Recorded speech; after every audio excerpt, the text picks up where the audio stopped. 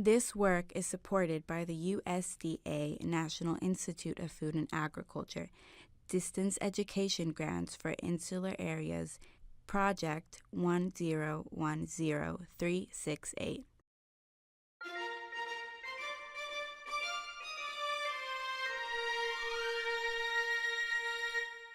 Saludos y bienvenidos a esta lección titulada Fertilidad y Producción.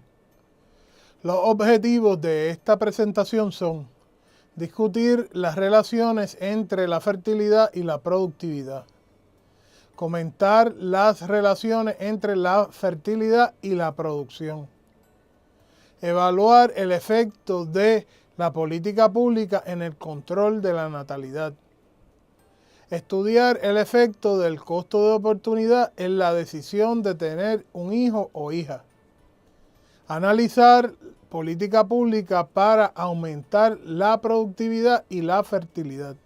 Los hijos e hijas son costosos. Yo tengo 4 hijas. Hay que comprar pañales, ropa, visitas al médico, hay que pagar por su recreación, su cuidado y educación. Hay que comprar fórmulas, alimentos, entre tantas otras cosas. Pero esto no solo es cuestión de dinero, sino también hay que invertir mucho tiempo y esfuerzo. La crianza representa muchas tensiones y un sinnúmero de cosas que uno no va a poder hacer. Esto significa menos tiempo para trabajar o producir, para hacer nada, para dormir, para ver la televisión, navegar por Facebook, hacer ejercicios, y la lista a veces parece infinita. En resumidas cuentas, los hijos e hijas representan un alto costo de oportunidad y en nuestra sociedad la mayor parte de este costo lo pagan las mujeres. Los hijos e hijas son costosos y costosas, pero para algunas personas participar del proceso de crianza puede ofrecer satisfacción o utilidad. Escuchar sus primeras palabras, que los pueda sostener en sus primeros pasos, colaborar en sus travesuras, ser un modelo y guía en el proceso de formación puede ser gratificante. Además, los hijos e hijas pueden dar un sentido de continuidad o de sobrevivencia. Charles Darwin decía que los individuos que tienen ventaja, por ligera que sea, sobre otros, tienen más probabilidad de sobrevivir y procrear su especie. Esta sobrevivencia no es tan solo individual ni de la especie, sino también es cultural. Enseñar a tu hijo y a tu hija a amar tu idioma, la comida que te gusta, la música que amas, también puede ser fuente de utilidad. Otros, en un análisis más contable, ven a sus hijos o hijas como una inversión liquidable en el futuro. Al fin de cuentas, los que han decidido tener hijos es desde la perspectiva económica, que en un análisis personal de costo-beneficio han encontrado que los beneficios exceden los costos.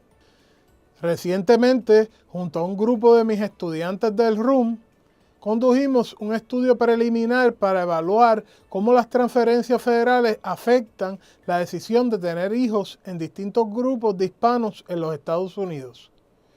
Para mi sorpresa, en este estudio encontramos que para los puertorriqueños en los Estados Unidos, los hijos e hijas son lo que los economistas llamamos bienes inferiores.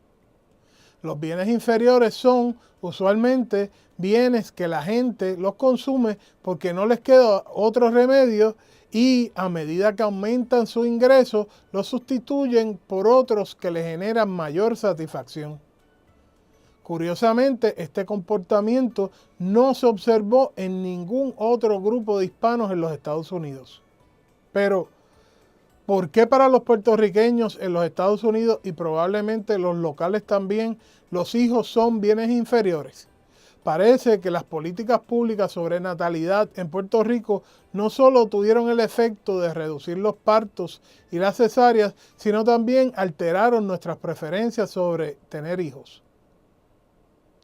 bajo la creencia de que estábamos sobrepoblados y siguiendo un modelo de crecimiento económico como los de John Maynard Keynes y Robert Solow, el gobierno desde hace décadas ha asumido como política pública la reducción de la natalidad. Estos modelos de crecimiento económico asumen que reducciones en crecimiento de la población trabajadora tienen como resultado un aumento en el capital y la productividad por trabajador. Bajo estos supuestos se han establecido programas masivos de esterilización y distribución de métodos anticonceptivos. También el gobierno, a través de agencias públicas como el Departamento de Salud y el Departamento de Educación, ha promovido preferencias hacia familias nucleares con pocos hijos o ninguno. Parece ser un hecho que la reducción en la natalidad aumenta la producción por trabajador, pero los beneficios de la reducción en la natalidad llegan hasta cierto punto. Si la reducción de la natalidad genera una reducción en la población total, es casi de seguro que también reduzca la producción agregada. Desde mediados de la década del 2000, tanto las políticas públicas que fomentan la reducción en la natalidad como las que incentivan la emigración han generado una reducción en la población total. Esta reducción en la población total no solo ha reducido el consumo total, sino también la cantidad de trabajadores que sirven de insumos de producción. La política pública sobre reducción de población se ha revertido en contra del mismo Estado y ha sido en gran medida responsable de la depresión económica y la quiebra del gobierno. La reducción en la natalidad continúa siendo un tema relevante actualmente. Tan reciente como en el año 2017, las muertes excedieron a los nacimientos vivos. Por primera vez en nuestra historia, la tabla 31 del apéndice estadístico del informe económico al gobernador de la Junta de Planificación reporta un crecimiento natural negativo. Esto implica que no podemos sustituir los que se mueren con los que nacen. También esto acelera el que nuestra población se vuelva más vieja. La rápida reducción en la natalidad, unido al recrudecimiento en la emigración, causados por los huracanes Irma y María, implican un decrecimiento de la población total para los próximos años. Es importante estudiar la experiencia de Francia y evaluar la implementación de políticas públicas similares. Francia es uno de los pocos países exitosos en devolver su natalidad a un estado cercano en que la población pueda renovarse. A través de política pública se logró que muchas mujeres encontraran beneficios netos positivos en la maternidad. Esto porque se entendió que el embarazo y la crianza no podían ser sustitutos del trabajo y de otras cosas que hacen la vida plena. Para que la maternidad no limitara la capacidad de las madres de incorporarse en el mercado laboral, en Francia se crearon centros públicos de cuidado las 24 horas. Se crearon escuelas de educación temprana y se establecieron programas de cuidado en el hogar. Se ampliaron los créditos contributivos por niños, se crearon leyes para aumentar los días de maternidad y se establecieron licencias sin sueldo hasta que los niños cumplieran la edad de 3 años, aún en el sector privado. Nosotros podemos establecer política pública similar sin que ésta represente una carga adicional al erario público.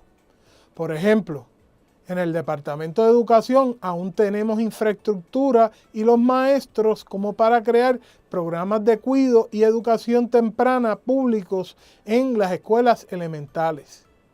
Dado que el personal y las edificaciones todavía están ahí, esto representa un costo hundido para el Departamento de Educación. Esto salvaría miles de plazas de maestros que están por cerrarse. Además, la educación temprana prevendría que muchos niños y niñas puertorriqueños y puertorriqueñas padezcan de severos problemas de aprendizaje. Si el gobierno quiere aumentar la tasa de participación, tiene que crear opciones reales para que las madres puedan trabajar y tener a sus hijos.